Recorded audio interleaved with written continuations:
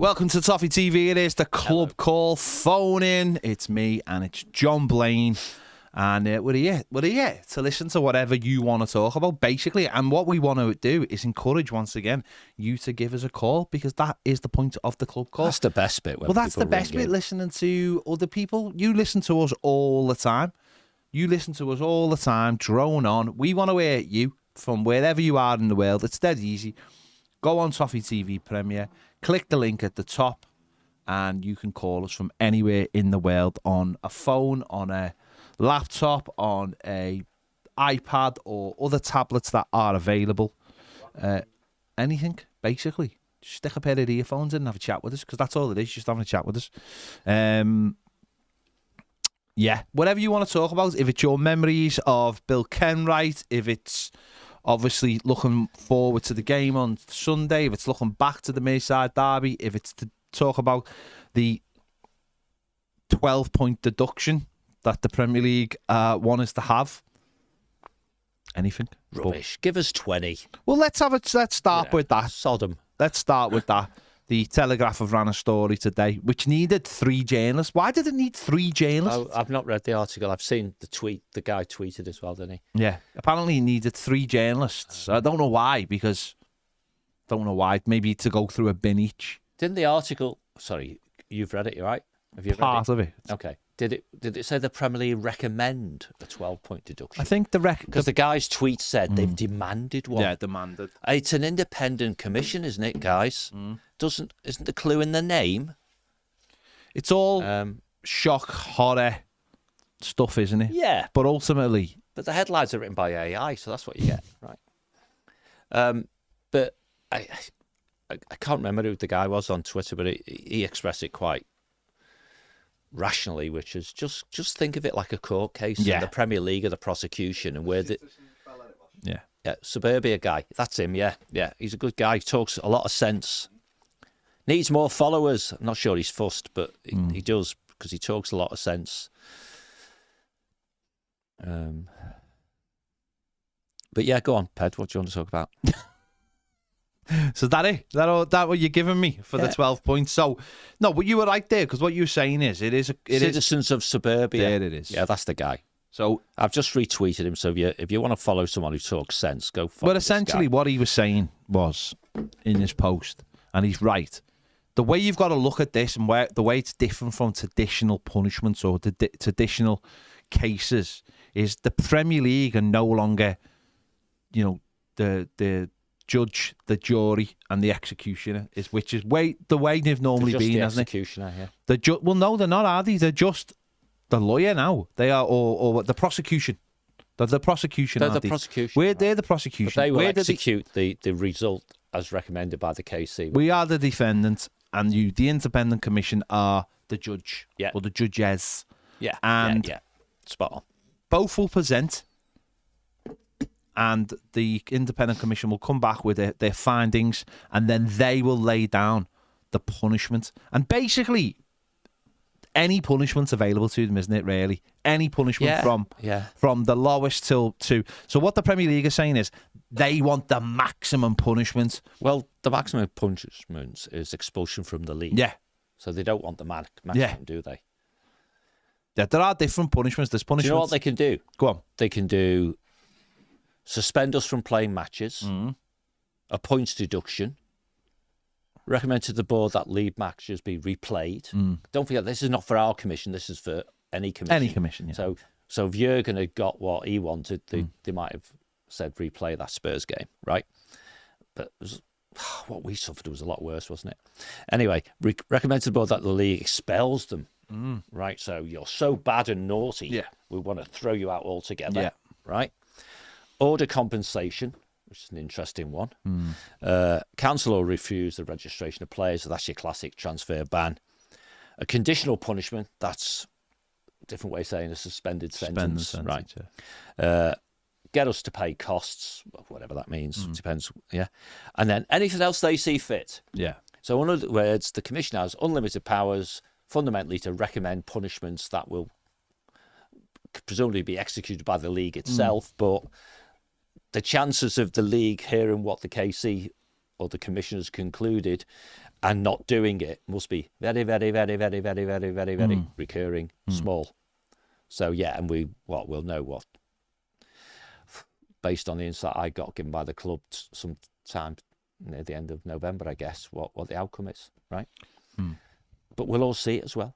Yeah. Because if you've ever seen these, when KC, they do a report and you hear what both sides said and what the conclusions were and all sorts of stuff. So we'll all know the truth one way or the other, won't we? In the fullness of time. Yeah, there we will. But it's whatever happens, particularly if it's quite a punitive punishment, it sets the bar, doesn't it? Yeah. And there are other Premier League clubs following down the same track that we're near the end of. And I don't mean just Man City. And those clubs need to be quite careful, which is quite interesting when you hear journalists writing, the Premier League's demanding this. The Premier League is the clubs. Yeah. So, if there are clubs voting round a table to beat 10 bells out of Everton, when they themselves are going to go down that same track in the next 12 months, it doesn't seem very credible, does it, really? No. The whole thing seems very strange. Very, very is it a strange. show trial, do you think? I think it is. I think it's a show trial so that the Premier League can prove that it doesn't need an independent commissioner and can just have an independent body being the who will have the final outcome, but it can govern itself within its own rules rather than someone coming in from the outside. Doesn't that suggest that a political outcome would be a really harsh penalty then? Because I was thinking a show trial just to get the noisy neighbours off their back, of Leeds and Burnley and I think clubs who got relegated and felt that clearly if we hadn't spent 50 pence too much, they wouldn't have got relegated. If you flip it on its head, the Premier League are basically shouting to everybody else, look, we're doing it, we're having a go, we're trying, we're doing it. Which in a way, I'm not... But this commission, or this escalation, if you will, has been in the rules for a while. Yeah. You know what I mean? So when government is saying, no, we don't trust you, you're going to have somebody overseeing all this, and that's your independent regulator, they knew about this process. Yeah, you can't suddenly pop up. The government or politicians are not stupid. We're about to put something in we think is better, and all of a sudden you just beat 10 bells out of someone. That's not, that's a precedent, not a trend. Do you think they've brought this forward and familiarised themselves with the way of doing it like this now, because of the amount of complaints that have gone forward due to Everton? And it's almost because we've heard of obviously other clubs have gone down saying they were going to do this and going to do that again through the media, saying that they wanted it done in the same season, so they didn't go down. And obviously they have got the situation with Manchester City, 115 counts, which is extraordinary. And only half of them are quite trivial. That means the other half are really... Which is extraordinary, because when you think about that, how long that would take to go through, that could take so much time, and I think Manchester City are banking on that. Well, our one has taken time, hasn't it? Because the legal advice they got was the nature of the, if you will, the accusation was that Everton needed time to prepare a defence. And you've got to not just be fair, you've got to be seen to be fair as well, haven't you? Right? So that means these things do take time. I really don't know why Man City's, which was, if you like, on the books before ours, is going to take place a lot long afterwards. Surely you just take the one or two cases with Man City you think are the ones you're really going to slam dunk and see how you get on, because if you lose them, you give up on the other 50 odd, don't you? And I think that's one of the reasons, obviously, ours is it's a show trial, isn't it? It's to go through the process, and of course we don't know the real ins and outs of what we're being punished for. Joe Public, anyway, doesn't really know that, do we? We don't know what we're being punished for, so it's very hard to have a conversation about this without knowing whether we will or we won't get punished for it. But it does seem... Journalists don't know either, do they? No, unless they do, unless they know, not whether they know the ins and outs, but again, they're generalising as well, in a way, which makes me feel like, do you really know what you're talking about? Do you the way it's being pushed? I mean, because 12 points It's 3 more than you'd get if you went into administration. Yeah. Which is ridiculous, isn't it? Yeah. That's ridiculous. A club. Because if we're being punished for FFP, which again, I don't know if we are, we're being punished for losing control of our finances or allowing somebody else to pay our bills or facilitating somebody else to pay our bills. Whereas administration is when you can't pay your bills. Like, I know which one's worse. There's in sporting integrity in the first one. I get that. And that was brought in because of what happened with Portsmouth. But to have a higher thing for that, it's weird. That just seems weird to me. That you would go after a club who's just trying to basically keep hold of the people above them because you've created a scenario where they earn lots and lots of money and you can't earn, so you're just trying to keep up with them in a league that's supposed to be fair. I think there's a lot of assumption there, yeah, right? Which, as you rightly say, which is driven by the media, because there's been a correlation is being made, isn't there, between whatever we've done and no one really knows what it is, but that giving us some form of sporting advantage, which if you're Leeds or whoever it is, we'll just use Leeds as an example because it's dirty Leeds, aren't they? Right? Dry asses. Yeah. They conclude, well, we wouldn't have got relegated if you had been sticking to the rules just like we were, and therefore we lost lots and lots of money as a consequence because we went down into the next division, and therefore we're going to sue you for it. The little matter of up to this point, we're clearly totally and utterly compliant with the rules of the Premier League, aren't we? Yeah. Because we're still in it, and we're still performing, and we have one alleged offence which is going to be, independently reviewed. None of that gives any cause for, in my opinion, a third party to start talking about consequences. Yeah, because that's been tested in real courts of law so often. You just don't know what would have happened. The matter that those clubs lost was trying to get it sorted within a season, so that if we were punished, then the impact would be immediate.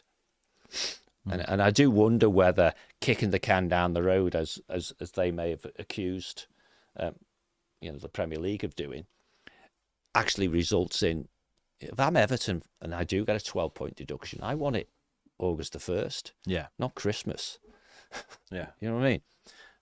Had we had a great start of the season and taken the points we should have taken, we might be sitting here going, we'll still be above Sheffield United, or whatever. But we didn't, and we haven't. So then you're into sport and integrity again because you're applying punishments mid-season. Well, I'd say, you know what? You talk about sport and integrity, and that was the next thing I was going to bring up. Someone has leaked this. This has got out. This shouldn't have got out. Now, if you assume it's true, yeah. No, the thing about it is if they have... I do assume it's true. I assume that someone from the Premier League has leaked this. That's what they want. I don't think you do. I don't think you do a story in a paper like the Telegraph with someone like John Pearce's name on it and 2 other journalists' name on it if they don't believe this is true. I think this has been leaked by the Premier League. I think there's 2 reasons. The first one is we went after them, number one, and they sort of the same thing. We went after them. See, we're doing everything we can to push down on this. And then the second thing is like if it doesn't happen, to hold that over and go, we went after these and they've let us down almost, and to say, well, we shouldn't have independent commissions. We should be able to do this ourselves because the thing I think, if it is real. Sorry, can I just interrupt a second? Because I think you're going down a good path here, right? And hopefully people listening will ring us about it, right? Mm-hmm. When you say the Premier League, who? You hate that, don't you? I've noticed this. I know what you mean, John. I know. It's very generic. No, you do. I know you hate that. I know you do that about when we talk about the club. I know. Yeah. Somebody. I don't know. I don't know the ins and outs of the Premier League. Okay, so the Premier League as a chief exec, right? Someone under pressure. Yeah, okay. But the Premier League is as a chief executive officer, runs the if you like, the competition on a day-to-day basis on behalf of the shareholders. Yeah. And the shareholders are the clubs. Yeah. So you don't mean the clubs, do you? No, I Right. don't mean the clubs. I mean the administration. So because I'm keen on this phrase, because no. I've talked about this with regards to Everton, that, you know, Everton doesn't have general meetings because an employee decided that she didn't like them, right? So the same applies here. It can't be, can it, that an employee has decided, or maybe it can, an employee has decided to leak confidential information, if it is confidential, to their favoured journalist or media outlet to put pressure on a King's Council to come up with what that employee thinks is the right answer. Yeah. I think that's basically what they've done. Okay. And I'd tell you So they shouldn't be employed for long. Well, number one, we don't know. I mean, we're talking about this as a court case, but we don't know whether these have the same rules as a court. You're not allowed to talk about court cases. You're not allowed to speculate on them. You're not allowed, you were told when there's high profile court cases, don't talk about this on Twitter. Don't put certain things out there. Don't allude to things because it can sway juries or whatever. I don't know whether it works like that. I really don't. But I think the integrity you want from the clues in the name, independent commission, is that it is independent. Yeah. And then you're not going to put undue pressure upon it. Right? Well, I don't think KC's fall for pressure anyway, for what it's worth. But if this Premier League is trying to demonstrate through a test case with us that they can regulate themselves, and information which one might suppose comes from the prosecution or the defence, is out in the media, then they're proving that they can't do it themselves because they leak like a sieve. Well, there's two other points to this I just want to make. The first one is, I also think this sets a dangerous precedent because now it's all Everton face 12-point deduction. Indeed. So you're getting, that's the story now. They've decided that's the story. You're getting third-party outlets. The echo chamber will kick in. Yes, Everton face 12 points. So everybody now believes who's not an Everton fan, they should be getting 12 points. If they get found guilty, they should be getting 12 points. Because the debate's about the punishment, not about whether they're guilty or not. Even though people don't know what we're being punished for. That's right. So immediately you get that situation of you should be getting 12 points. And if we don't get it, if we get found guilty but we don't get it, then there'll be, this is a disgrace and it's corrupt and what else have Everton done? So there's that side of things. But I just wanted to ask you about the other side of things, about if Everton do lose this for whatever reason, and as I said, we don't know what we're being punished for. We don't. So how can we talk about what would be the punishment if we don't? Not stopping journalists, is it? No, that's the thing, isn't it? No one can say. Everyone just says it's an FFP. Well, apparently, if we've been working with the Premier League for 2 years, how can we have broken rules? If we've been working with the Premier League for 2 years, how can we break a rule when they get to decide? There was a rumour.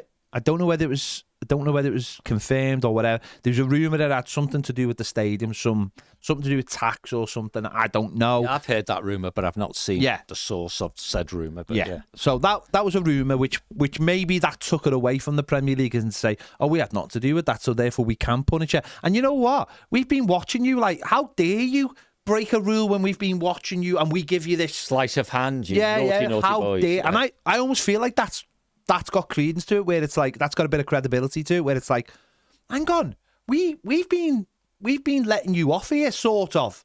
We've been holding your hand down the path to make sure, and you've gone behind our backs. I almost feel like there's a bit of that. But what if we do lose and we appeal whatever the punishment? How long do you think that will take for an appeal? I have no idea. I didn't know you could appeal. I think you can appeal. Yes, you can. Sorry, me and Baz had this debate. There was an argument. Yeah, sorry, you're right. Of course, I know you argued about this. No, I've been back to him since I said he was definitely right. But you can this appeal. is the difference, though, and I think I am right on this. I think I'm right.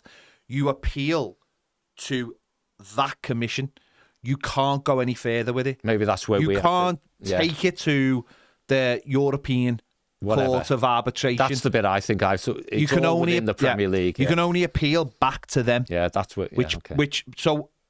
Well, what would, again, this is because it's the first one, it's very difficult to answer, but do you think Everton could tie this up for the rest of the season at least and just get out of the season? Well, when were we charged? End of last season. March. Yeah. So, sorry, I asked a question because I sort of knew the answer, right? So it's going to be 7 or 8 months later when we find an outcome that allegedly we might not like. Yeah. It's hard to see how it would take another 7 months. Yeah. So no, you can't stretch it to the end of the season. I wouldn't have thought so. But me and Baz, we chatted about this, and it being what it is, because it's about money at the end of the day, isn't it? Yeah. Surely Howard Webb would say it's factual. You know, it's a factual decision for VAR. It's not a subjective one. And maybe, just maybe, the issue is that it is subjective, because you said it's something to do with the stadium, which clearly doesn't count negatively against P&S, right, because of what it is. And then we heard it's about something to do with tax or whatever. So maybe you've got a little grey area where the capital sum might not be counted, but the interest is, and we put it all as not counting, and they're saying, oh, yes, it should, and all these sorts of things. But that's a subjective decision rather than factual. In other words, the rules don't explicitly cover it. Yeah. Because how many new stadiums are built? How many have been built? And how many have been built at a time when a club's under financial pressures to comply with these rules, blah, blah, blah, blah, blah, right? So if there's, going back again to the law and perhaps footballing terms, you know, reasonable doubt is like, it's not a clear and obvious error, is it? You know, we weren't, you know, and when I was recently with the club, I did wonder, and I asked the question, and maybe the fact that I didn't get an answer tells us something, but maybe doesn't, was maybe we've technically breached the rules, but not morally breached the rules. And how heavy a punishment should you get for something that we've just helped them understand technically how the rules should be written a bit more explicitly?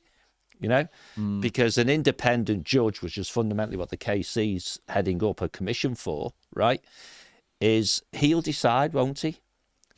You know, and it is a he, I think, isn't it? Right? But if he says yes, you know what, on the balance of probability and law and all the things I've considered, you have been naughty. But in the real world, judges do that and they say, and therefore I give damages of a penny to Baz. Because, technically you're wrong, but it's not actually a big deal. So that would be fascinating if it came out like that. Yeah. But it sounds to me that, it, you know, for both parties to think they're going to win, you would assume it's in a space that's subjective. And therefore you would appeal, because maybe if you... But you'd appeal only if you got different people to look at it. You know, like referees. Ask 2 referees about an incident, they'll come up with a different answer. But if you go back to the first referee, he's not going to change his answer, is he? Yeah, and maybe that's why they've leaked this, because maybe the Premier, I don't know, maybe the Premier League feel like they won't win it and are making sure that they put out there. I just can't. We really, really tried to get these guys punished. I just, for the life of me, can't. Like, 12 points is ridiculous. Like, you can't. That's like throw Man City out the league. Then that's like saying you go through a speed camera at 33 miles an hour and they give you a 6.5, 12-month ban. Yeah, it's like it doesn't seem. There's nothing out there that would suggest it's 1 count. There's nothing out there that would suggest that we've done anything wrong that would bring a 12-point deduction. That's relegation. That's hundreds of people losing their jobs. That's a club losing millions of pounds. That's pushing a club into administration. To try and avoid a government regulator that you're going to get. Yeah, but that's what it is, isn't it? That's what it is. Robert Jones on the Super Chat says, this just seems like sensationalism to me. We knew the Premier League would recommend the punishments up to 12 points anyway.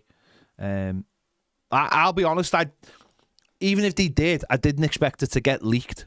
And that's what it's been today. It's been leaked. And I just think that's a horrible precedent to set, because now everyone will think that we deserve 12. Because people won't understand what this commission is. So they'll automatically think if we get punished, if we get found guilty, it'll be a 12-point deduction. And everybody will be then saying, well, why didn't you get it? If the commission might turn around and say, you have broke the rules, but you know, it's your first offence, Governor. slap on the wrist, suspended sentence. If we find something that you've done it before, or if you do it again, this will be played out. But I think that's, I can't. Can you think of anything really where, any kind in football where you think, oh, they deserve a 12 points? No. Like the 6 didn't get 12 points. They didn't get 1 point because we were told you can't punish the fans. That's what we were told. Well, if this comes into play, you're not only punishing the fans, you're punishing employees. Where are all those heavyweight journalists now? Yeah, where are they? Where's the Henry Winters of the world? Yeah, telling us. Where are they? And and rightly or wrongly, I'd never really heard of the Telegraph guy, but hey ho, right? But yeah, where's your Henry Winters? Where's Andy Hunter? Where's so on, so on. Oh yeah, listen. The guy John Percy, I think he's a Midlands writer. I think he does. He is Midlands. He's Forest, I think. And quite interesting. That's Forest actually, with the things Forest might be having to do in the future. But I do find it interesting that there's 3 journalists from the one newspaper, whether there's credibility there or not. But as I said, I mean, listen. What makes me laugh is people when they say, well, if you're found guilty, that's the punishment. People don't have a clue what we're being found guilty of. I mean, Liverpool, Manchester United, Manchester City, Arsenal, Tottenham and Chelsea not only broke laws, they did it in people's faces. They didn't have to admit it because they did it publicly. They handed in their notice basically to the Premier League in terms of how, they handed in their notices to the Champions League and weren't punished in either. And yeah, people out there can tell me that Everton deserve punishment because of a rule they made. But the treacherous 6 did get punished because they weren't allowed on any. Oh shit! Yeah. They're all back on them committees now. Yeah. Oh, that's right. Yeah. Soon as the spotlight got turned off, they went back to doing what they want. Really, and now you get very debatable refereeing decisions all over the place, and everyone thinks this is a fair competition. Is it? And they get their new Champions League next year, and they all have hugely, the domestic leagues across Europe, if not including the Premier League, are going to be history. Yeah, because there's so much money washing around in the Champions League. You're either in it or you're not, and if you're in it, you've got far more money than anyone else. Forget whether you're owned by a sovereign nation or not. You don't need to. You just need to be in the Champions League. Yeah. Oh, they get from next season the potential of the game to destroy itself. European competitive leagues is we've seen that already this week with the talk that the French league has not had an offer yet for the. In fact, do you think we should go for the French league? Yeah. Toffee TV. Bid for it. Get back, Ned on the commentary. Yeah. They haven't had a bid. All the top, the other, I think the Italian and Spanish, something like this. They've just had theirs, haven't they? TV, you're talking about? Yeah. Saying less than is a drop off of 7%. Yeah, less than it was before. So you can see why they thought something was coming. That's why they wanted to jump, and they've got what they wanted. They've got the Champions League to restructure for them next season. There's going to be 5 Premier League teams in the Champions League next season. So 5th this season will get you Champions League as long as the teams in England. And this is why, by the way, remember we were talking the other day about all the games getting played on a Saturday? Oh, yeah. Because the Premier League are bending over backwards to make sure the coefficient gets them, the top 2 coefficient. You've got to keep the coefficient to get 5. Yeah, exactly. So we'll get a 5th next year. Because if in that first season you only have 4, you're batting up. So imagine the Premier League this season. Imagine how much better it's going to make it, more entertaining when towards the end of the season it's not 4th you're after, it's 5th. So suddenly it goes from 5th to 10th have all got an opportunity to get in that Champions League. That makes the Premier League better, and that's what they're all betting on. So suddenly then that makes the Premier League stronger because there's more money. Because every game then's important. Because either half the league are trying to get in the Champions League and half of the league are trying to avoid relegation. So the Premier League is exciting. Yeah, those 5 who get in the Champions League will be the 5 the year after, the year after, the year after, the year after, the year after. And what are they going to do if Man United finish 6th? Yeah, they'll hope that They'll hope that the. I mean, what happens if one of the teams win the Europa League? Well, they'll take it, won't they? So would that be 6? No, I don't know actually. I think the answer's no, isn't it? Isn't it the frig that they did that messed us about? They'll say, no, they've changed. That's all gone now. No, but they'll say the Europa League winner goes in, and therefore maybe that'll take the place. Maybe that'll take the place. You still have 5, so you work your what's-its off to finish 5th, and you don't get Champions League anyway. No, it's I don't know. Someone will look it up. Yeah, the game 6. I'm trying to remember what I read when it first got announced, and it might very well be that the Europa League it's an extra place regardless of where it is. Yeah.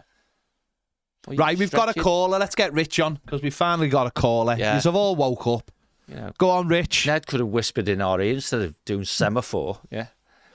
That's for me. Hi, fellas. You okay? Oh, okay? Hello, Rich. Hello. Can you hear me? He's gone. Ned, there's nothing there.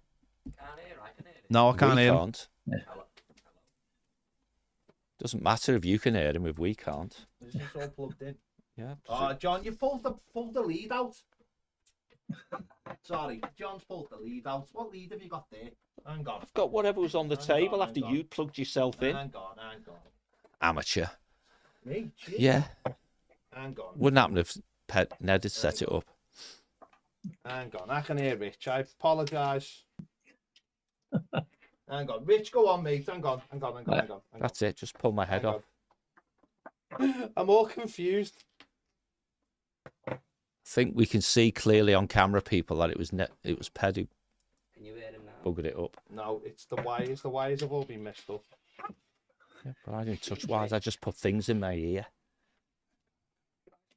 No pressure, mate. I know. Time. That's the problem. I'm under pressure. So Take your time. I'm people waiting. You keep talking and I'll come and fix it. It's done. It's done. Go on, Rich. Hello. Can you hear me now? Yeah. Rich, yeah. It was a clerical error. Very much like Liverpool against Spurs. It was a clerical error. Bye, Ned. I'm dead. Yeah. Well, it's probably better than what we're going to talk about now, isn't it? This chuffing thing. This hearing. Yeah. But to be honest, I don't really know a lot about it, to be honest, because I've only seen the headline. And then I've heard you fellas talking about it. So, I mean, a couple of questions, really. I mean, one, this has been leaked. And I think I heard you say, Ped, that you think it's definitely been leaked deliberately. Yeah, that's what Ped said. Definitely. Definitely. That's what I definitely said. Yeah.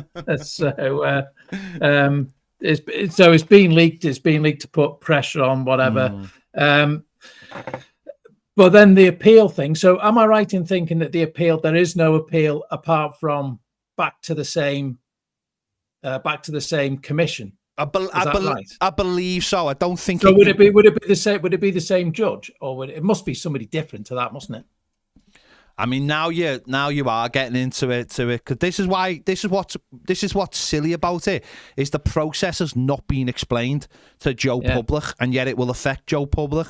But I mean, hang on. So what happens in a normal court? Do they appeal to a different?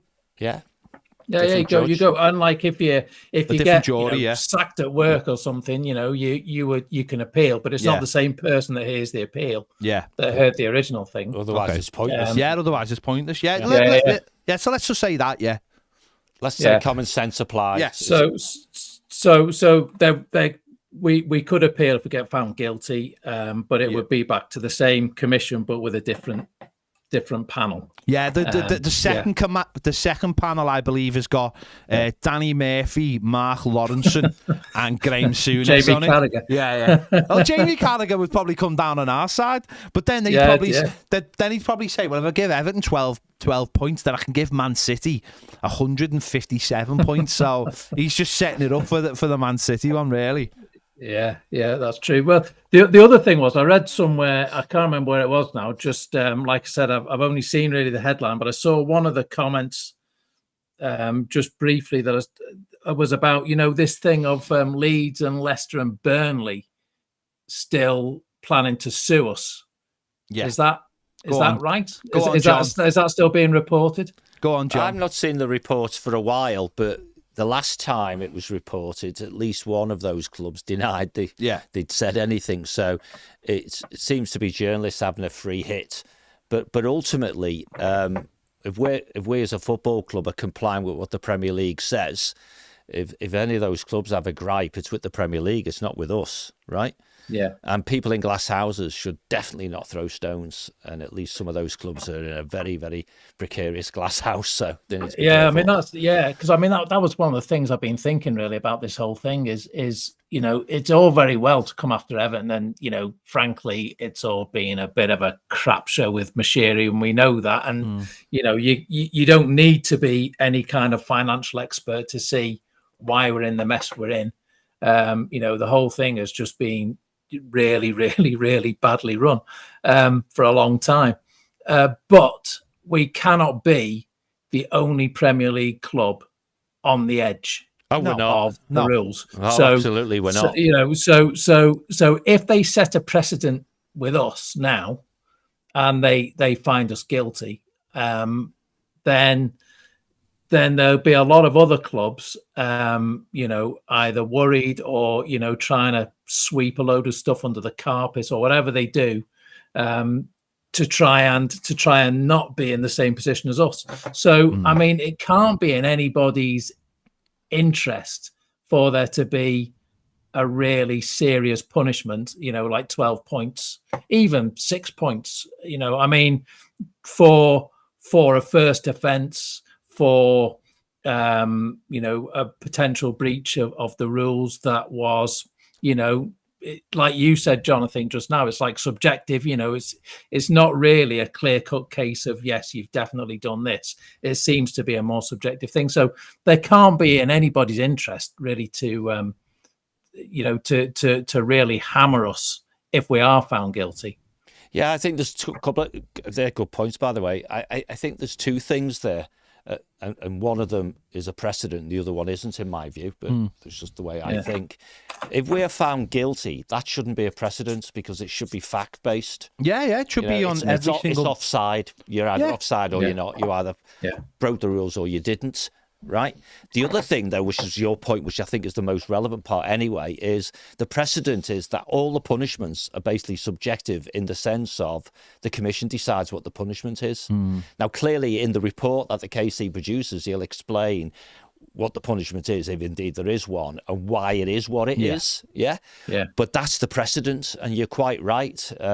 Everyone from Man City, Chelsea downwards should wobble a little bit because what it does have in case law, I know this isn't like that, but is you use previous punishments almost to determine what the next punishment should be.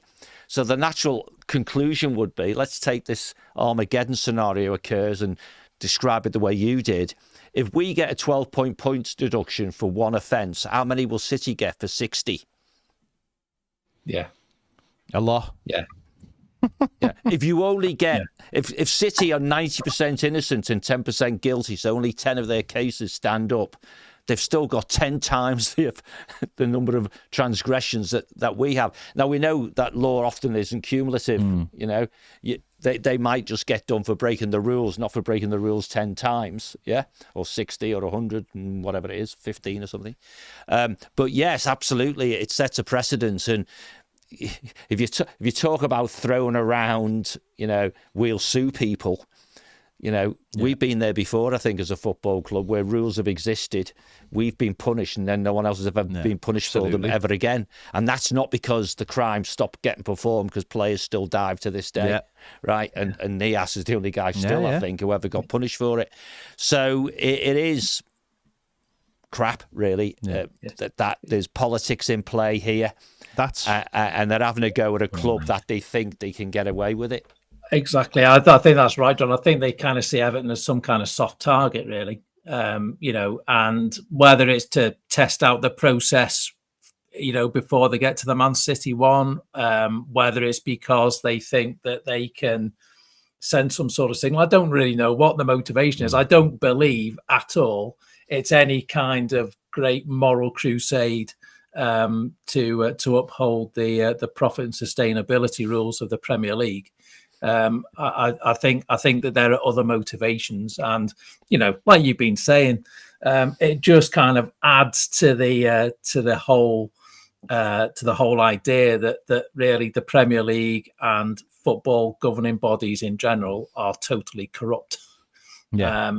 And their motivations are never to develop or to enhance the kind of sporting credibility or the competitiveness or anything else of any competition. It's for money, it's for power, and it's for other reasons. So, I'm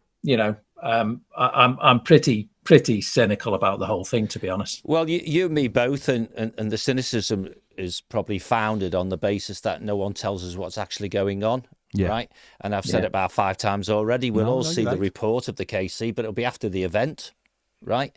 And I think one thing that's interesting for me in all of this is if you look at us as a football club, there's a big game being played here, isn't there?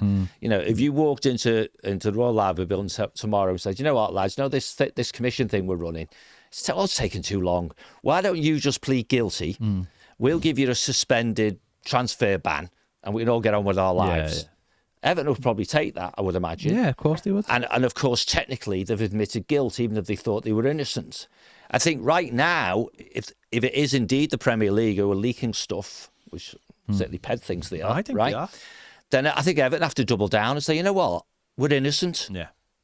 We don't want any punishment at all. Well, we'll come on to that when we're not going to take any punishment at all because we haven't committed any offence. And any plea bargaining games that may or may not have got played, they either have to satisfy the football club that it wasn't them and this journalist has just been speculative and putting 1 and 1 together and getting 3, or they literally, Premier League could come out and say tomorrow, couldn't they, if they wanted to? Not us. That's not what we've asked for. We respect the process. The KC can make the right decision in his own mind after he's seen all the evidence, right? And we think that if the alleged offences are proven to be, happened, then an appropriate and balanced punishment should be applied. But they won't, will they? They won't. They'll just go quiet on it all. So we're back round that loop again of momentum building up, that everything in the Premier League house isn't as clean as it should be. And they're not doing anything about it. Yeah. So. Yeah. Good call, Rich. Thanks, mate. Good one, Rich, mate. Nice Thank one. you. Thanks, fellas. Yeah. Thanks. Cheers, Take Rich. care, mate. See you Yeah. soon. Bye-bye. I just wanted to pick you up on something there that because I've just been sent a tweet by Upper Gladys Blue. Very good tweeter if you are on Twitter, or X as it's now called. And he's just said to me, John Percy's a Leicester journal. Yeah. And he said, I know this because he wrote some pro Leicester nonsense a few years back and I told him and he blocked me. I think he's actually blocked us on Twitter as well. Well, all you have to do is go onto Twitter and search for the guy, and you'll see his tweets are things like Jamie Vardy's not playing this weekend and what have you. He just put Upper Gladys Blues just said to me, Leicester have breached FFP, reporting cumulative losses of 191 million over the past 3 years, breaching the FFP cap of 105 million in losses over a 3-year period. Just reading it now, yeah. 2021-22, 92.5. 2021, 31.2. 19-20, 67.3 loss. Leicester's losses in 21-22 are more than double Everton's losses. Yeah, I'm just reading it, yeah. So, okay, that's fine. So the question is, that's obviously, as they call it, or could be construed as client journalism, as we saw with Liverpool over the Spurs affair. Quite possibly. Which is fine. But do you think Everton, as a football club, should work harder to get their side of the story out? Because I think, and I'm not like having a go at the club for the sake of it, but my God, do we take some flack as a football club? Some rightly and some wrongly, right? But what really annoys me at Everton Football Club, and I've been saying this, I think we've all said this, and we're going to bring Baz in now. Everton are like the kid who just takes it. Everybody else stands up for themselves. I'm with you on that one. And everyone pounds and pounds and pounds. And we just stand there and we just take it. And if It annoys me because, you know, coming from... I have no... Listen, the last 24 hours, there's been a lot of people have gone back and looked at the Moyes era, because obviously that was our best period under Bill Kenwright. But you know what we all had right then? We all through a man, we all fought for our football club. It was us against the world. It's what David Moyes created with Bill Kenwright. Bill Kenwright said to him, I haven't got much, but what I've got, I'll give you. Now, we can have an argument another day about whether that was enough and what he should have done maybe to get more, but that's for another day. But what I've got, I'll give you. And it's up to, and then I'll let you get on with it. And David Moyes created this thing of like, I am fighting for this club. You're fighting for this club. We let no beds into this club. We don't let anyone talk about us like we're knobheads. And we all fight. And we all did. We all fought for our football club. David Moyes didn't let anything go. If someone talked about us he picked up the phone. You know, Arsene Wenger talking about Andy Johnson. What are you doing? Why are you talking about our player? You know, the Clattenburg stuff. We fought our corner all the time. And in the last few years, we stopped doing that. And it's almost like, well, we don't want you to talk. We don't want to talk, like you said before, glass houses. And it's been that thing of like, we allow this to go on. And I know certain people at the club pick up the phone and have a go at them and say, listen, shouldn't be writing this or blah, blah, blah, that's wrong. But we just, every single day, we get spoke about like we're a nothing club. And we've allowed that. And that's part of something that's happened at Everton Football Club is we are looked upon as being the same as some of these other clubs who don't have a right to be anywhere near us. Because we have no one fighting for us in the media. We have all the people who work. Isn't that our own fault? No, that's what I'm saying. So we have people who work for us in the media, of course, and they're all good people. Don't get me wrong, but we don't have people who fight for us. We don't have people who stand up and say, because those people, I'm afraid to say, have been treated like shite by the club as well. They haven't been looked after by the club to say, go ahead, Baz. You have your say. Come on. Have you got Ned? You got Baz's mic up? Yeah. It's building on the back of what you've just said. I was just listening to you before, and obviously with the caller talking about this. But you're absolutely right, Ped. It's people do defend the club, but it's all private phone calls. Yeah. And I think what Everton have got away from is doing it in public. The only one who's really properly said anything about it in the last few years was Carlo. When they asked him about it and he said the Premier League are going to come after us when all this nonsense is going on with Man City and blah, blah, blah, started laughing. And people were like, oh, Everton have said something. Because you're right, we have got people who don't accept it, don't like what's been written and will chase that up. But it's all done with private phone calls. And I think what I was going to say before was, if this does escalate to the point where Everton are given it, I don't believe that will be the case. A crazy punishment. But just say we're given a points deduction. I honestly believe, and it's building onto the back of what you just said, Ped, is that we do all have to come together then as one and make sure this is highlighted everywhere. Fans need to put whatever differences they have aside with each other and get behind something that just says, you know what, we're not having this anymore. We've seen this on Saturday to a lesser extent. No, we did see it on Saturday. We've been had off on Saturday over the decision and we're just expected to take it. And what some Liverpool fans didn't like, it wasn't the fact when we were talking about Everton got done, because I've seen a couple going, why would the Premier League want to do Everton? They're no threat to anyone. It wasn't about that. It was the thing of like, where are you in the standing? Why would they be bothered doing that to you? And that's the problem. Our standings got less and less and less in the Premier League. That now we can be talked about like a test case as if no one who cares? And I've seen someone before in the thing, and it's a bit like the Leeds mentality or the Millwall mentality. Everyone hates us and we don't care kind of thing. Now, I'm not suggesting it's that far, but what I do think is, Everton Football Club have to use this, or we have to use it as a fan base, if this does go the other way, to go, hang on a sec, enough is enough now. This is one thing. There's numerous other cases here where clubs will be hauled before you. And it could be like the NIAS rule. which was we get the kick up the arse and everyone else gets, well, we've changed the rules now. But remember when Everton got that points deduction? It can't be like that, and I don't think we can accept it as a fan base. I just wondered what you two think about.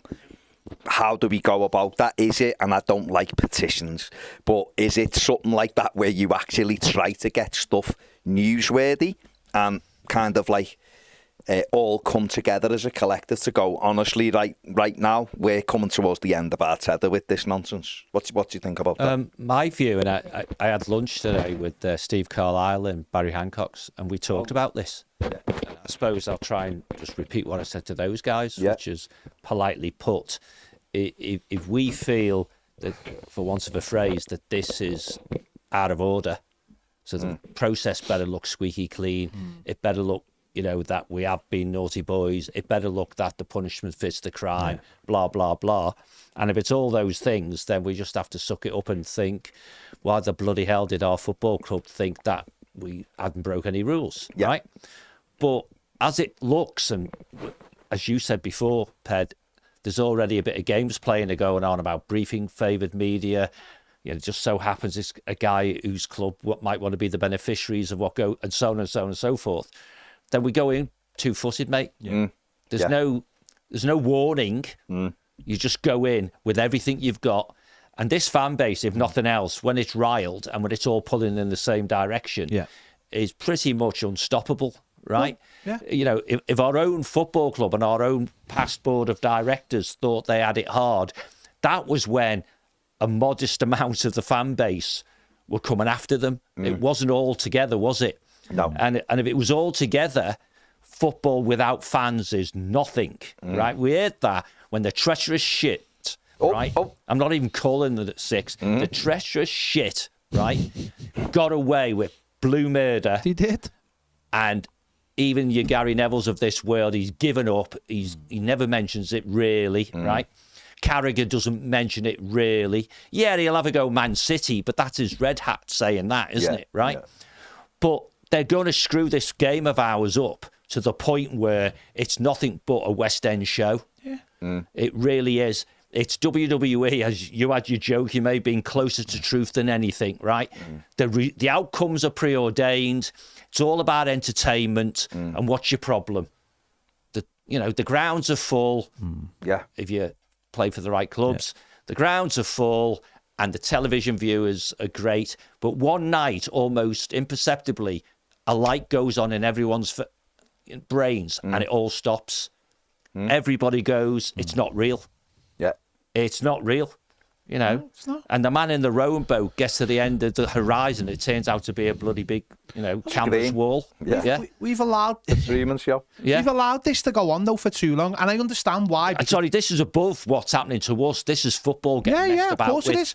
But Ped, do you think though that we, as a collective though, we should be raising it if this happens? Of course we should. Listen, this is there's always an element of truth in a story. There's always an element of truth, whether it's someone somewhere has whether said it's something. Matthews and his werewolf face, or it's these three fellas. That is the opinion of Peter McPartland. He has a werewolf face. You can't argue with that. In your opinion, other I werewolf watch more faces are werewolf films available. than you. I'm in a better position. To be fair. Shut up, Ned. The simple fact is, there's always an element of truth with anything, and they've gone. It's a truism that may not be true, but they've gone to print with this, which, and it might have been a flippant remark, but someone's picked up the phone or someone's messaged these fellas and said, "Yeah, this is what we're going to go for." As far as I'm concerned, I think it's quite credible to assume that's what's happened. Yeah, exactly. We're going to go for 12-point. We're going for 12. We're going after these fellas, and you can print that. You can take that to the bank. Well, they haven't said that last bit because the name would be there. Yeah. And yet we just sit there and say, Matt Hughes is a brilliant example, right? Matt Hughes is doing this job. I'm not going to go and start being critical of him apart from the fact that he looks like a werewolf, right? I'm not going to go, he's a this and he's that. He's doing his job the same way we do our job every day, and we look at different things, and people might not look like what we say about the football club or where we shine a spotlight on the football club. People mightn't like that. That's fine. But I'm not. The point being is that Everton have to start reacting this. You know, I spoke to someone in the summer about the football club, at the football club. I said, you've got to turn all this around and say it's us versus the world. Totally You've got agree. to put this in. You've got to start coming out and saying, we're going to get our house in order. And this is what this is what angers me so much. And again, this has all been brought up in the last 24 hours. Different people saying different things. Ex-mayors of Liverpool saying absolutely horrendous things to, again, cut the fan base in half. Like we're not allowed to have opinions about people and how their jobs. Of course we can, but you can't come after the fact and say, oh, you said all these terrible things. The point being, in January, Everton made a decision to alienate its fan base. And since then, it's never come back to try and bring those fans back. Well, if you want to bring those fans back, what you say is, we're going after these people tooth and nail. And if Everton had somebody in place at the football club, Baz is absolutely right. I'm disappointed in Sean Dyche from Saturday. I understand it's not his style, but I'm disappointed that after the game, He didn't go heavier. he didn't go in two-footed. Because you know what? Someone like Mourinho would have gone in so much and turned the story about Everton losing 2-0 into, look what this gobshite did. Look at what he did, not sending him off. They know it. I know he sort of said it, but he said it in a way that wasn't really going to make any headlines. Klopp said more afterwards than what Dyche really said. And I'm not having a go with Dyche as such. That's his manner. He tries to get across in a very mellow way. But I would have gone after them. Or I would have sent a player out and I would have let him go I'd have after taken, if I was him, some of my touchline anger into the post-match press conference. Well, maybe what he said was to a couple of his players, go out there and Jordan Henderson, Taki as the captain, go out there and make sure these know it's not just coming from me, it's coming from 3 or 4 people. But I would have hammered that point on Monday. Yeah. I would have rung up, I would have given an interview on Sunday. We're not happy. I would have given an interview on Sunday to whether it's Paddy at the Athletic or Joe at the Echo probably, or someone else nationally, nationally, Or both and of gone, them, yeah. we're fuming. We're absolutely fuming. We're considering our options. In fact, I would have got Ashley Young and I would have gone, go and speak to them and tell them why you're sending off was a disgrace or whatever. And I would have changed the narrative on what happened instead of coming out going, it was terrible, wasn't it? It was terrible. That was all terrible. And that's where I think if Dyche wants to... You've got to play the game, haven't you? If Dyche says he understands our fans, I don't think he understands them properly because he's been given... Well, he can't. He's we barely said this been from here. the start. He's been given a one-sided view of what our fans are, and he's only seen the element of us against the club. If they really want to bring us back on side, let's create something where us as fans are like, yeah, we are backing you. You know what? You've annoyed us so many times in the last couple of years, but we've got a collective narrative now. Common cause. Yeah. We've got a collective narrative. And I think that should have started Saturday, and you can drive that on to this now. I think as a fan base, we should be coming going. And you know what? If the worst comes to the worst, we should all be outside the Premier League headquarters. Yeah, I'll go. Yeah. Like when we saw the Crystal Palace fans that time, when they nearly went bust. I really do. But you need someone at the club who can articulate that. And as Baz said there, we know the football club will ring round and we know they'll tell people off. No. Get your main man out and tell him on Sky Sports News. Get them out. Get Vinny down to the training ground. Get Vinny down to Goodison. Get someone outside going, no. We're not. This is a disgrace. Because that's what Klopp did. Yeah. That's all what Klopp did. And people applaud. He's had been paid back with interest so far. And Liverpool fans might think, if there's any watching, that we didn't sat here. We actually agreed with what Klopp said. Yeah. Apart from the replay bit, which is up there, here or there. But we actually agreed with the stance of Liverpool actually could change things for everything else. Now, what happened was, like what always happens, it becomes a one-club issue. And maybe they did pay them back on Saturday, but instead of it becoming a collective things where everyone piles on and goes, it's time for change. And that's why some of this last 15 minutes, and you should see what Tony has got to say. Yeah, we'll get Tony on that. Right, it's beyond the little thing that's happening to us. Because the more these faceless people get to play puppet games with this game, the more it's going to go down the pan. Yeah. And go and look at what's happening in Italy, and go and look at what's happening in other countries. You know, very respected, long-established leagues are becoming a parody of themselves, aren't they? What's the worst? They really are. What's the worst? And you sit there in your ivory bloody tower going, yeah, but we're Premier League. We're immune from all this. You're not if you become too toxic for the sponsors. You're not even too toxic for the rights holders. Football is already getting away from the average man. The average man. I watched that game on Saturday. It's been gone for years. No, I know. But what I mean is, John, is I watched that game on Saturday and I finally just thought to myself, what is this? There should have been 2 sending-offs and there wasn't a bad tackle in the entire game. Yeah. And that's the point, isn't it? There should have been 2 sending-offs and there wasn't a bad tackle. And that is football. It's all gone now. It all favours them. It all favours the haves. And there's a lot more have-nots. And if we're just going to sit back as a football club and go, hang on. So you, number one, you give them more money to be on telly because you've decided they are a big club and they deserve to be on telly more. Okay?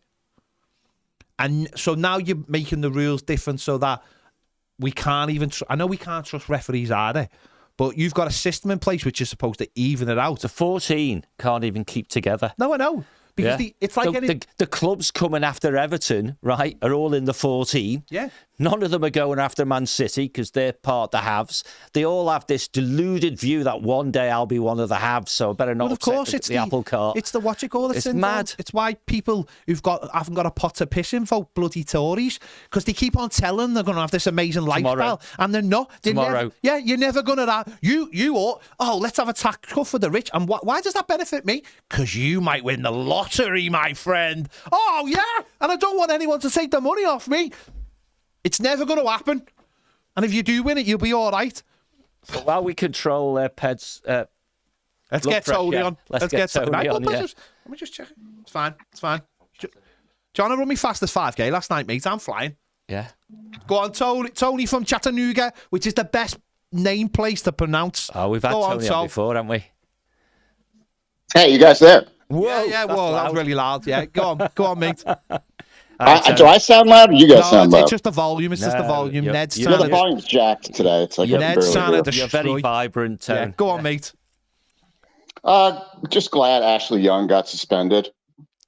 But hopefully this Patterson kid gets a chance to take away his seat at the table. The cloud has a silver lining for at least one game, doesn't it? Yeah. Yeah. The other thing I was going to give you my and Astro's on the line too, so he can talk about this. But I'm looking at the 777 Partners website. Been looking at that. We're needing to call in. Okay. This whole nonsense that they don't have any money is a bunch of crap. That they're not filing stuff with the English board or whatever is a bunch of crap. It's an American company. We have the same bylaws that you guys have. And I think the sad thing is now that Bill passed away, 777's coming in and they look at it as purchasing a very valuable property. You know, they're buying the stadium, they're buying the brand name, like if they're buying Levi's jeans or whatever it is. And they're going to look to turn the company around and get it to stop losing so much money. You're right. Does it? I am right. Does it, thanks, Tony? John. Does it? I'm not sure. I am not sure it does have the money though. And I say that as someone who's looking at the other clubs they own. And I only want the best for my football club. And I wish they do. I hope they do have the money, mate. But they're going to have to prove it to get it. They're going to have to prove it. And if they can't prove it, which is what people are saying, again, we don't know if that's factual or that's just... If they can prove it and they have it, bring them on, mate. They can be my overlord. If they don't prove it, they won't get us, right? But what I would say is I'm not 100% sure we do have the same laws. There's a lot of laws you have that we don't have, mate, and there's a lot of laws that we have that you don't have. But that's a good point. But no, who knows? My point is, if you look at the website, so they're in the sports and entertainment, but their aviation is extremely expensive to finance. And then they're in insurance, which you have to have a bunch of cash to do. You can't just open an insurance, company with like $10 and start collecting fees. And they're doing other stuff, litigation finance. So it's a venture capital company, which typically means that people are throwing you can't become a partner at 777 by giving them $1,000. You're going to have millions of dollars to even get in on the game.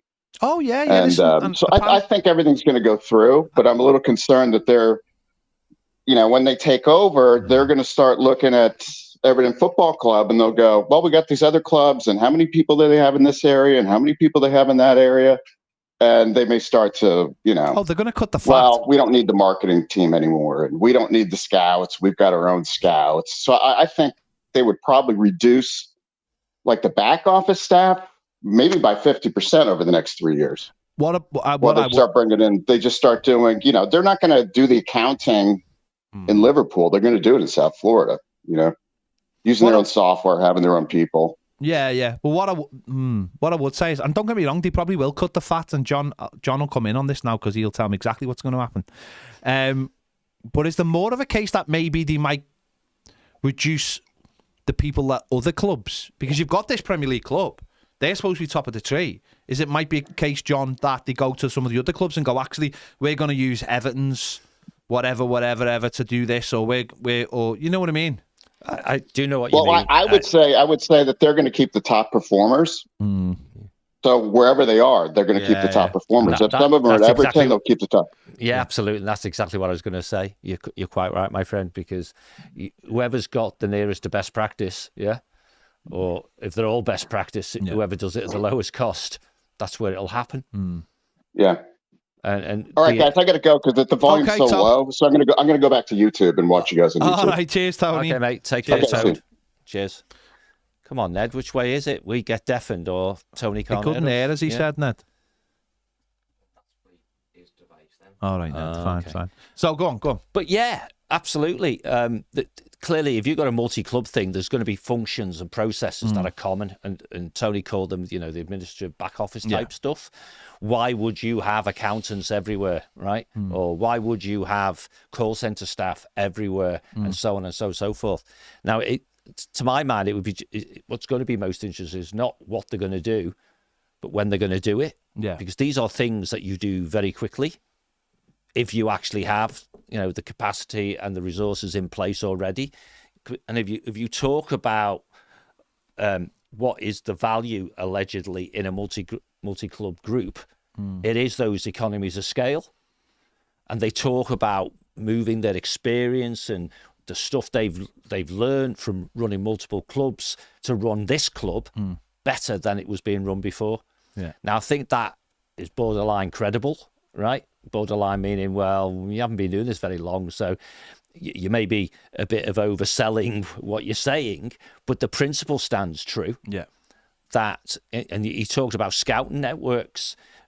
If most of the scouting networks of the clubs that they own, which are mostly in Europe and in places where Europe goes, like South America, then you do not need to have a Genoa scout in Argentina and an Everton scout in Argentina and a Vasco da Gama, right? So, and yet we'll have people on the ground who speak the language, because obviously got South American clubs and Vasco da Gama and stuff. So it'd be fascinating to see their plan, right? And you would like to think it is to exploit all the things where you get economies of scale, whilst keeping those things that differentiate the businesses from each other, which is fundamentally culture and the players themselves, close to home. Hence why you'll end up with all the sporting side is going to be run by Kevin Thelwell, but he'll report into the guy group level. Yeah. And maybe what group provides Kevin with is scouting resources. Yeah. It provides him with data analytics insights and so on. So the data scientists at Finch Farm might end up reporting to, the group guy and stuff like that. And if they can make that work, then the sum of the parts will be exceeded, won't it? And of course, that's where they will have a business plan that says, look, we buy 5 businesses for 100 million each, and we make them worth 800 million. No, of course, we're not the first. I mean, City Group are already doing it. Obviously, the Red Bull Group are already doing this kind of thing.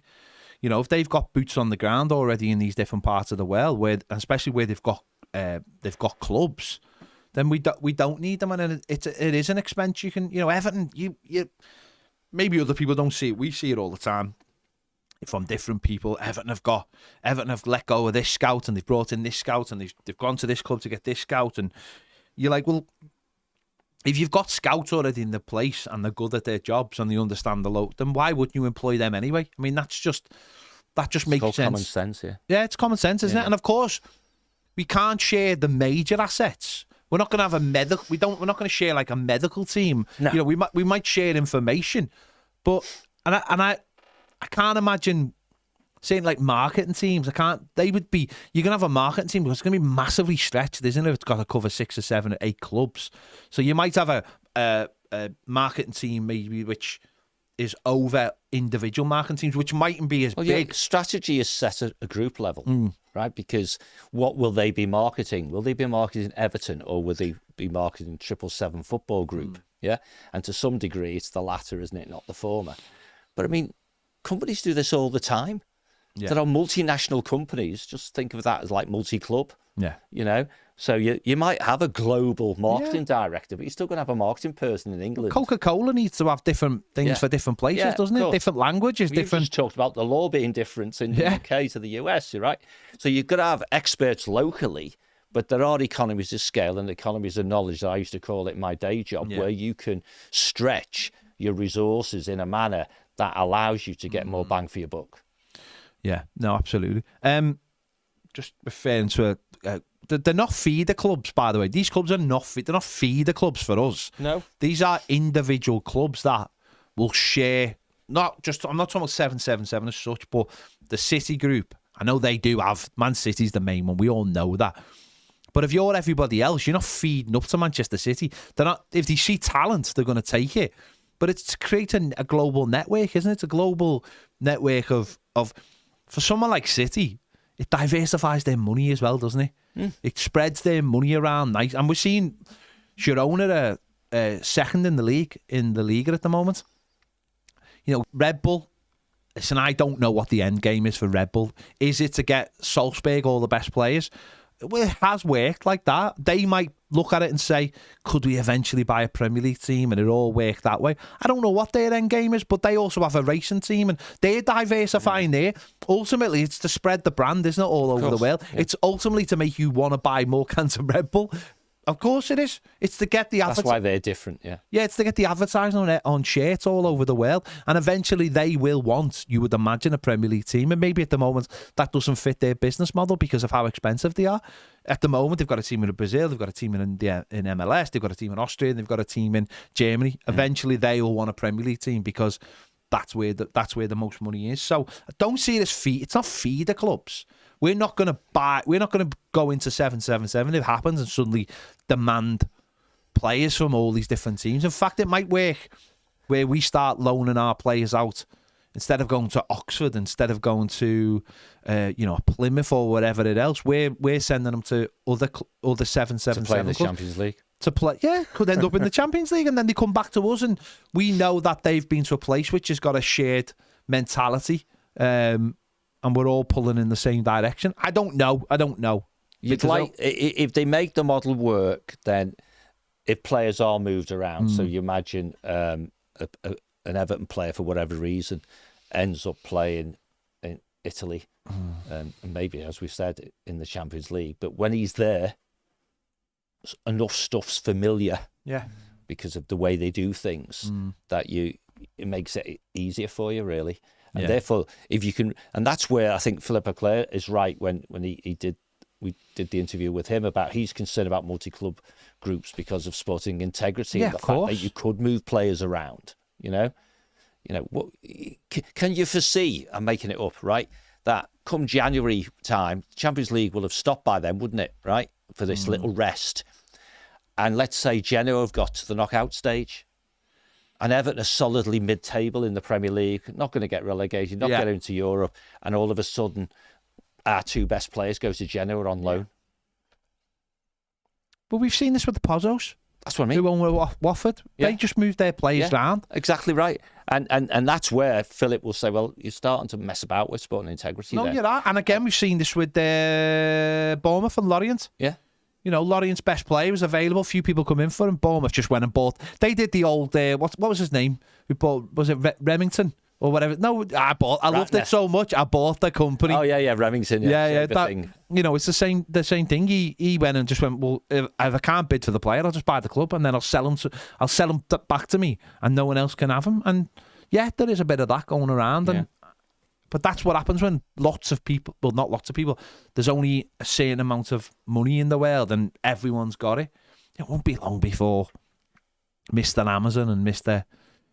Come to play. Google and all these companies start saying, we could have football teams and we could just put our sponsor on them and everyone understands what we're doing. So, I've put a call into Elon, but he's not come back to me yet. no, I don't want Elon. He's a dick. I don't want him. Sorry. He can't get himself. If you got You himself, want Jeff then, do you? Jeff. I've told you who I want. Mark Cuban. That's who I want. He's small beer compared to. I'll take small. I'll take small. I'd have Elon. Yeah. I'll take no, because what Elon would do is Elon would do something stupid. Like he'd just do something stupid. He'd go, well, he's lost this week, so I'm going to go and buy Liverpool as well then. Or, you know what I mean? He's daft, he would, though. Whereas you want someone who feet on the billionaire with the feet on the ground. Yeah, Elon would say, let's do it, put it back the way it was in 1891. Yeah. He'd Elon Musk would say, right, I'm selling Everton because I want to fly to Uranus or something. Do you know what I mean? SpaceX, yeah. Sell a player to build a ship. Exactly. He'd go, oh no, he'd sell a play to Liverpool and say it makes business sense and all that kind of. He's a loose cannon, and I don't know if I can cope with any more loose cannons. So, Victor Kayam, that was his name, wasn't Victor it? Kayam, Victor yeah. Kayam. I was so impressed. I bought a Yeah, they company. use it. Everyone's too young. He used to do an advert, and you go, I was so impressed. I bought the company, Yeah. which was Remington. So there you I've go. got to know what year it was. Yeah, Now. It was like 80s, wasn't it? Oh, before then, wasn't it? Well, probably 70s into 80s, but there you go. Let's have a little look, just see if there's anything else catching our eye in the comments. Let's have a little look. Sharpie, if you want to give us a call, he said he's just joined Toffee TV Premier. Oh, get on, lad. There's a link at the top where it says leave name in chat, and then there's a link. You just click the link. I'll give you 5 minutes to see if you call us. Unless you have already called us and we just didn't know. David Taylor says, hello, gents. I'd just like to compliment your good selves on the tone that you set with your news and tribute to Bill Kenwright yesterday. It was very tastefully done despite all of the faults. We should never forget he managed besides not being a multi-billionaire to save us when we truly were in the stuff at the end of Peter Johnson's reign. Yeah, absolutely. Victor was 1979. Was he? Yeah. Glenn Watson wants to know, could I confirm what type of werewolf he looks like? There's different types. Was it Teen Wolf, Dog Soldiers, or the Twilight Saga of Van Helsing? Do you know what he looks like? It's American Werewolf in London when he's in that harsh stage between. No, when he he's sitting there and he Jack goes. Nicholson, Wolf. He's just When he got a sits bit there of and he fur. goes. Ah! And then Starts cracking. And it all goes. It's like Jack Nicholson's Wolf. He's just. Is it like Jack Nicholson's Just a bit of Wolf? fur. You love that film, don't you? I love all the werewolf films. You love them. all the werewolf films. All of them. My mum caught me once googling. What? Caught you Googling once. how Have to you be got a your werewolf. mic on? Yeah. Go on. Caught me googling how to be a werewolf when I was about 12. John, you can't tell me he doesn't look like a werewolf. Yeah, he looks like him from Wolf. Mm. Him. Yeah. That's what he looks like. Someone said it before, I forgot where it was now. He looks like a werewolf. You wouldn't want where to meet was him the- on the dark alley, would you? Hey, Ped, where was the sequel to that film you just mentioned set? American Werewolf in Paris. Yeah, correct. Wow. How clever are you? It's not a direct sequel. I love the fact that it's not a direct. It's just completely different Why people. isn't it American Werewolf in Scotland? It's terrible. It's really bad. It is really bad. Terrible. It's based. Also said he's a dog man. He's a dog man. Yeah, I've seen that comments. He's a dog man. Yeah. There you go. Let's have a look. Let's have a look at the Sharpie. Come on, mate. Find the thing at the top and give us a call. I'll give you 2 minutes and then we're going.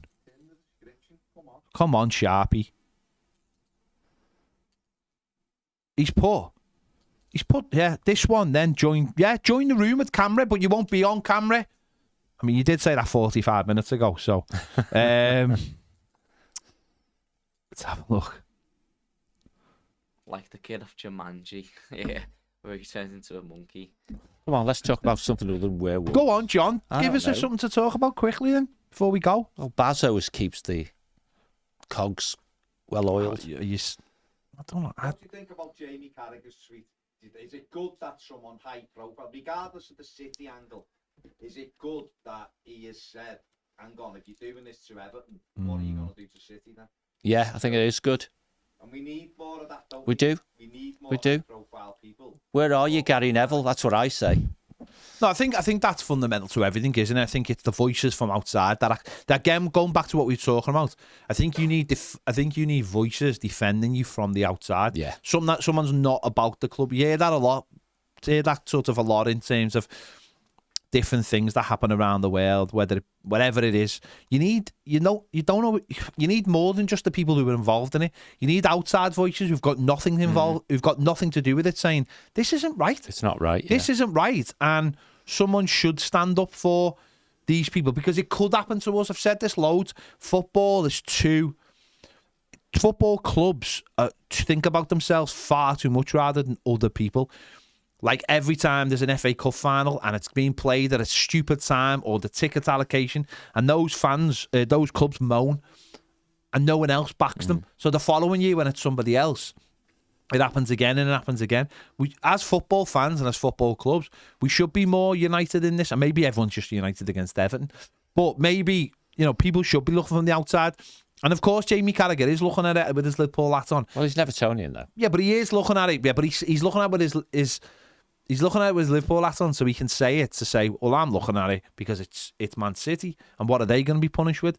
But we need more people out there to say, hang on. Well, Baz just asked, is it good that he's done it, right? Well, and it is good. I've got it in front of me, and I'll read it in a sec for those who don't do this Twitter thing. But he did it 4 hours ago. Yeah. And it's had, on average, 1.5 million views per hour. So there's 5.5 million people who've seen this that wouldn't have seen it probably, yeah? And what he does say was the Premier League, or the PL won a 12-point deduction for Everton for one charge.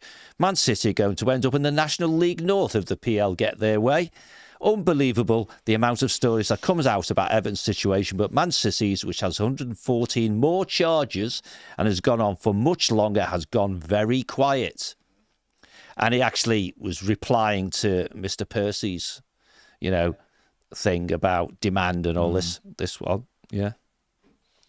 No, you do. You need outside voice, especially with the way Everton are now. Oh, Mr. Percy seems to have turned off my ability anyway to see what he says. Oh, he's blocked you? Has he blocked you? Yeah. Bloody hell. He's touchy, isn't he?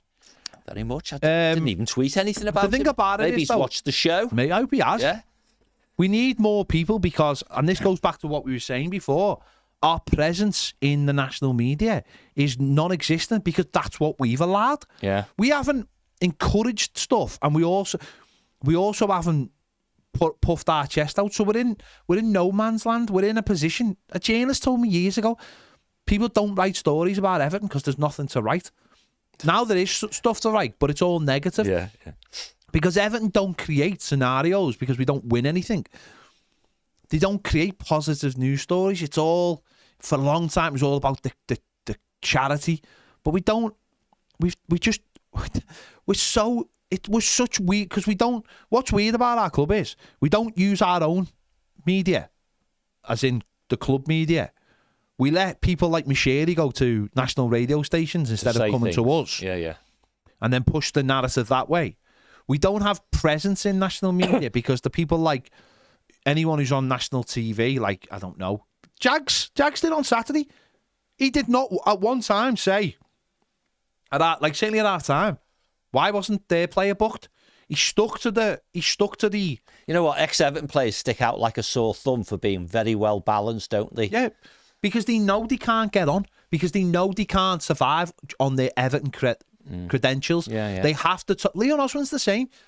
They almost have to be so neutral. It's beyond the pale. Andy Hinchcliffe. He's not neutral.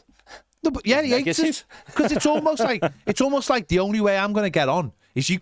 If you're a City fan, or Jamie Carragher can do a Liverpool game and just be like, oh, Salah. Yeah.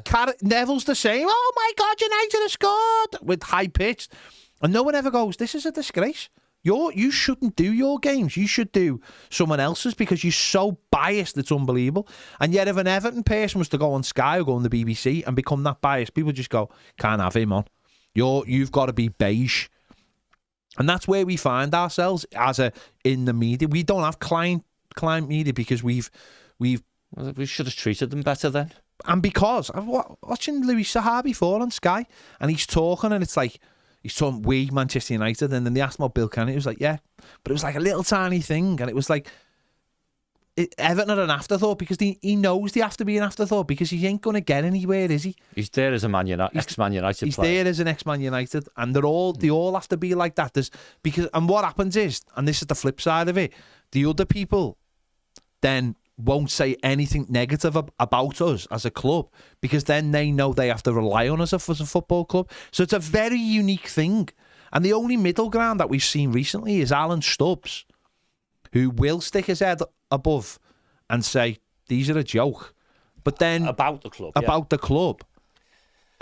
he's very... But he understood why Canate didn't get sent off. Yeah, but then he's very rarely on Sky. So then So Everton aren't using him. Yeah. Because he Neville Southall was like this for years. Very articulate and opinionated, but no one will touch him. The national media are not going to use someone like Neville Southall, but Everton aren't going to use him.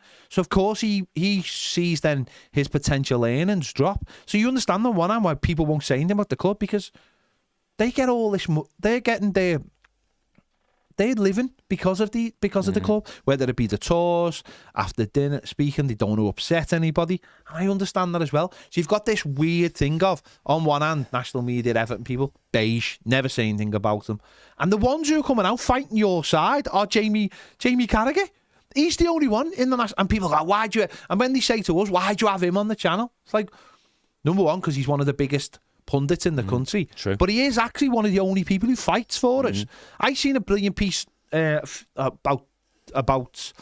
January. It was Fowler wrote a piece about us, and it was more critical about Everton's board than most Everton ex-Everton players had ever been. And I'm like, why is it taking two ex-Liverpool players to say something about our board that we all know about? And sadly, that's the conundrum we find ourselves in at the moment. There's no one big enough.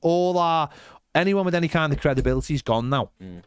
They've aged out, really, haven't they? No one's won anything in the last, obviously, 27, 28 years. Yeah. So we find this thing now that we don't have anyone speaking up for us or speaking up against the club. That means you can say what you want. Yeah. You haven't got anyone to keep happy because you've already pissed them off over so many years.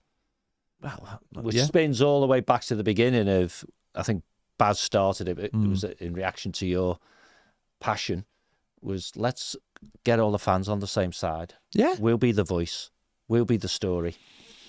Yeah, that's it. Get a person, or Everton get a person who's an Evertonian, but who knows how to deal with the media. Who probably has worked for Sky a couple of times and understands. Because while we've been talking, right? Yeah. That thing about the 12 points from a guy I'd never heard of yesterday, but now he's blocked me. Yeah. Right? Which is funny. You've done your job. You understood the assignment, John. You understood the assignment. So proper journalists like our mate Joe Thomas will go to the club and ask opinion, won't they? Yeah. And 40-odd minutes ago, Joe did a tweet, which to me is exactly what we've been talking about, because his tweet, I think, is him mentioning, without referencing the club, what perhaps he's being told by the club, right? Important at this stage to bear in mind is the Commission, not the Premier League. That not only decides whether a breach has been committed, but also the punishment should one be necessary. Everton can also appeal should they deem the outcome unfair. How bland is... Sorry, Jay, I'm not having a go at you. Yeah. That seems to me like the official view. And it's very bland because it's respectful of the process. Yeah. But this is your classic, isn't it? You're playing the game appropriately. You don't compromise the Commission. You don't do any rhetoric. You don't do any propaganda, blah, blah, blah. But the guys against you are... Right? Yeah. And that's when you have to start fighting back at some stage, don't you? Yeah. It's too late to get totally turned over because the politics has done you, and find yourself fighting a 12-point deduction when you feel you shouldn't have had any, and arguing it down to only 6 and thinking you've done all right because it could have been worse. It was 12. Because that's the point when, if we are found guilty and the subjective punishment is what we appeal against, well, A, if you do that in some sports, they make the punishment bigger because you've appealed. Yeah. Because they don't want you appealing. Therefore, if you lose your appeal, it's an even bigger punishment. And you find yourself sucking it up. And in actual fact, preemptive retaliation can be very successful. Don't mess with me. And that's what Sheikh Mansour did a number of years ago. He let it be known to all and sundry he will spend every penny he's got rather than get found guilty of these things he claims they haven't done. And then your Premier League, and it wasn't them at the time, was it? But it was UEFA, had to think, do we really want to spend hundreds of millions of pounds to maybe not even win? Yeah. Well, I'll be honest. United done this. When they got in and they were arguing over the takeover, they employed high-profile legal people. That's right. And the Premier League all of a sudden dropped it through dead quick while everyone was asleep and then got out. Yeah. Oh, I've put it through, but I'm resigning to you. Gone. Oh, it's his decision. It's gone. And then they said, when he comes back, we will take you to the highest court. It's all gone quiet. Don't forget, Newcastle is still under investigation over the Saudi government link. And the Man City. Yeah. It's in the same filing cabinet as Man City. Well, that's it, isn't it? That's the thing. And I know Everton don't do this. And we are gonna wrap up now. I know Everton don't do this, and this has always been their policy for far too long. It was Bill's approach. Yeah. Don't comment on rumours. It's dignified. Keep quiet and so on. It's be dignified. But that's not the modern way media works. And you can see that with this leak. That's not how it works. It's played out in public on social media platforms. Of course it is, and it plays out in real time as well. It's the court of public opinion. It doesn't play out on Friday when we seem to have this thing of we don't say nothing till we get to a press conference that we have to do, and then it's all thrown on the manager. We allow everybody else to talk about us in the week, and then when we get to a preview, he gets hit with it. He gets hit with it, and he doesn't say nothing about it. Question, won't he? He won't say this question. So, and then the journalists are like, "Well, hang on, this has been building all week, so you've got whatever, all these different things. You have Kanati and all this, and we allow this to build all week." And then he says, and then you wonder why the journalists are like, "What's the point?" Journalists are just thinking, "Well, I'm not getting." So Everton have got to start dealing with this in real time. It's dead easy, you know. Go on, John. Tell me how. Well, it is, right? I mean, a number of journalists will turn up at Finch Farm tomorrow, is it? Yeah. Right? Is it tomorrow? Might be Friday. Okay, whatever. Whenever it is, right? And they're all going to go up and have tea and stickies, nice cups of coffee, not have to pay for them. They'll all be free, right? Because we'll look after them really, really well. Tell them that there's sausage rolls and everything. And if you come half an hour early, the sporting director will talk about this 12-point deduction. So you don't have to hassle the manager. You can talk about sporting things with the manager. And Kev, briefed by his media people, briefed by the lawyers, whatever, goes in two-footed. Yeah. But the message is very disappointed that in a broadsheet newspaper, which has great credibility, these sorts of things are being talked about a process that's already started. And we have to conclude that briefing is being done, which is not in the spirit of what this is supposed to be about. And we call upon those involved parties to comment about it. And the audience say, who do you mean, the Premier League? Damn right we mean the Premier League. Who else is it? Right? It's not the KC, is it? Blabbing. Yeah. Right? P.S. Where are we up to with Man City? P.S. Where are we up to with Newcastle? Please. Yeah, but I'm talking about the formal ones. And the guys who are coming down this tunnel with the light at the end, that we're nearly out into the daylight, right? But there's a load of guys queuing up behind us. Come on. You're journalists. Ask the questions. Ultimately, if this can get out about a 12-point deduction... Nothing secret, is it? Then why, you're absolutely right, why can't someone at Everton, someone in a position of power, who's not the manager, speak to these people off the record and say, where's all your stories about Man City? What's going on? Sorry, what I've just said was logically. That's what I'm saying. No, you're right. You're right. I'm just repeating it back to you. Why what's going on with Man City? How come you're not writing any stories about Man City, lads? What's going on there? Oh, that's 2 years Yeah, away. yeah. Well. So who told you? Who told you we were getting a 12-point deduction? I just like, you know, if you want to maybe put some of this, someone within the club is not a source within the club has asked where this 12-point deduction story come from. Maybe you can print that if you want. Yeah, absolutely. All off the record, because that's where we are now as media, and I think this is something Everton. And I am serious. Give them nice coffee and tea and stickies as well. Of course. But this is They what deserve Everton it. genuinely, I believe, have got to start waking up to. Is the media doesn't stop. It can there's rolling stories. They need content. Yeah. 24 hours And a day. and I'm not being funny, right? This proves it. Yesterday, we have the death of our chairman, and today, the same people are dragging us through the mud. Yeah. With less than 24 hours Yeah. after we put out a statement saying our chairman had died, and today we've got them like.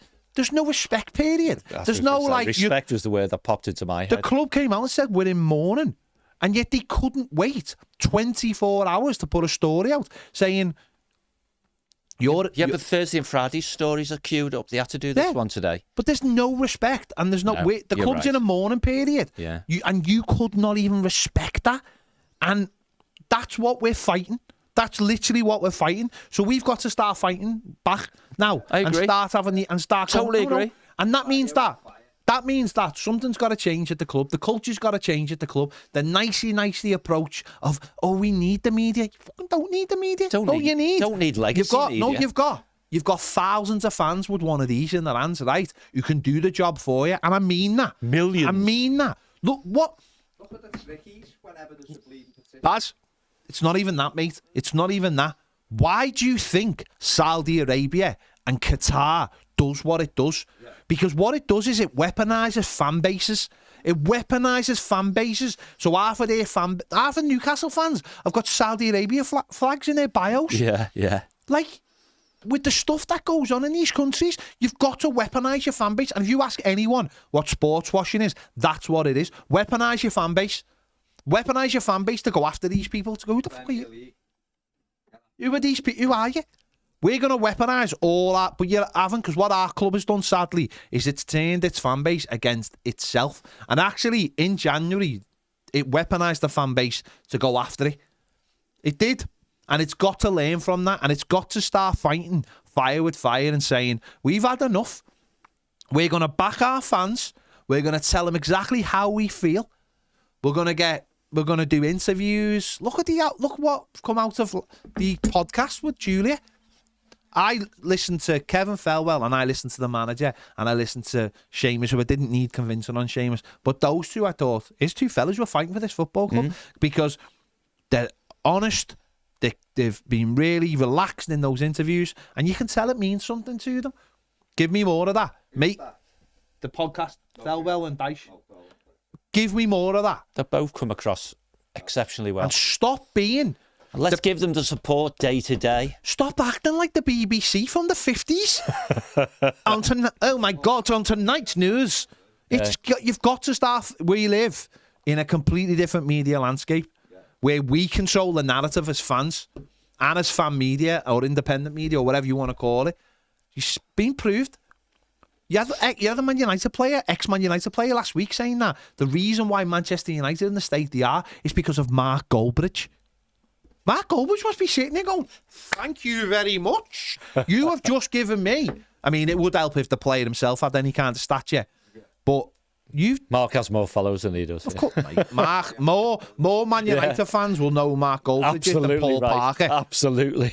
Paul Parker's famous because the ball hit him on the arse and flew over Peter Shilton in the 1990 semi-final for England. That's the only reason he's famous. No, I know, but you've got to. And instead of doing what you've done, Everton, for years, which is like go after people, like turn your back on people. Like you. Like me. Yeah. You know what? I'd fight all day for this football club, and I mean that. I'd get down in the mud and I'd fight for this fucking football club, and I mean that. And everyone in this room knows that, because we all would as well.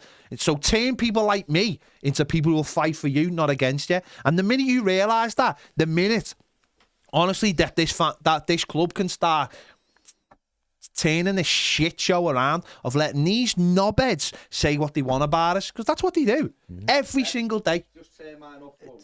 Go on, Baz. Baz can have the final say. No, it's the final say, but you're absolutely right. Yeah. If they're coming after us, they're coming after one of those stupid lines out of a film, but, you know, they're coming after our family, aren't they? Yeah. Which is what they're La trying Familia. to do. You've just said it. Our chairman, death was announced yesterday. I don't care what your views on Bill Kenwright are as a chairman. He deserved that dignity. His family deserved it. Pretty much everyone of our fan base gave it to him. The football club, well, an ex-mayor didn't, but everybody else did. The football club, the football club deserved that. And this knobhead has come out with this story today. And therefore, that should turn every Everton fan to go, no matter if you've got Everton fans on X, Facebook, whatever, who you don't even like, you're all fighting the same cause. We can't just sit back anymore. Enemies on the outside, mate. Well, let's listen. If the football club, if the football club aren't prepared to go, please go and do this. We have to do it, because let's be honest, all of the people in charge of our football club may come and go, but Everton will be in all of our lives forever. True. And therefore, we've all got a phone. We've all got a laptop. I see this on a much lesser thing with any kind of who scored the best goal or who made the best save. If it's a certain club's player in there, they win it, because all their fans are ready at keyboards, ready to go. Arsenal fans, you put one thing up, 1 second later they're coming after you or they're voting. You know, the greatest ever goal was by Chris Kawamia in 1993 or so. You know what I mean? All of that stuff. We are a very engaged, vociferous, passionate, emotional fan base. I agree. And maybe it's about time we all stuck together and went, you know what? Print journalism and these fellas are dinosaurs. They're done. The end of the era for them. Coming after printing nonsense stories, disgustingly close to a period of mourning for the football club without a care in the world. The club should put something out, the Telegraph, and no longer welcome at our football club. Disgusting. Stay away. Daily. Let's do it. No, but Klopp wouldn't do it. With that scum of a paper, Klopp went, sorry, who'd you wear? I'm not speaking to you to that. And that was it, end of story. And I think Everton need to do it. That's my rant over. Just to prove a point, we've got someone in the comments called Super City who is basically doing everything we've just said, fighting the corner for his club, telling us all the reasons why we're wrong, saying that they haven't been proved. And you know what, mate? That's fine. That's your right to say that. Damn right, you're right. And you're fighting the corner, and it's almost like someone's told somebody that we're doing a show, and we've been talking about Manchester City, because here you are, I've never seen you before in the comments, and you're here, Super City, got a City badge, and you're telling us why City are innocent, and that's your right. But there you go, that proves everything we've just said. But we're not even going on. No, we're not. City, but just saying, they are high profile up there. We've got one charge, and all the stories are about us. Yeah. It's about journalism, not about City. Yeah. There you go. Big thanks to everyone for watching. Big thanks for the 2 callers. Do you know what? What's the point? What's the point in having a club call if you're not going to call it? Hit the like button, subscribe. Super City, you better subscribe to this channel. You better subscribe to this channel. Blues need to keep together. Yeah. And all the Evertonians, make sure you're following us as well, because we have to stick together now and go after these people. They're the corrupt ones, not us. See you later.